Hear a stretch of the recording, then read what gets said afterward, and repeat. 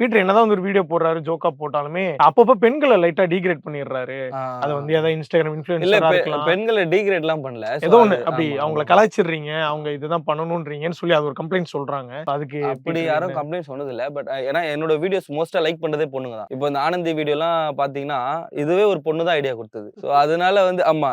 இந்த ஆனந்தி வீடியோ இந்த நெறைய இப்போ சைக்கோ லவர்ன்னு ஒரு சீரிஸ் மாரி பண்ணிட்டு இருந்துச்சு. அதுவே வந்து எனக்கே ஒரு ஒரு கட்டத்தில தோணும். நம்ம ரொம்ப ஆப்போசிட்ல கேர்ல்ஸ் பத்தியே குறை சொல்லிட்டு இருக்கோமே. பாய்ஸ்க்கும் ஒரு விஷயம் வேணும் அப்படின்னு சொல்லிட்டு அதுக்கும் ஒரு வீடியோ நான் ரெடி பண்ணி வச்சிருக்கேன். ஸோ அந்த மாரி. ஆனா நான் அது மாரி சொல்றனால கேர்ல்ஸே லைக் பண்றாங்க அத.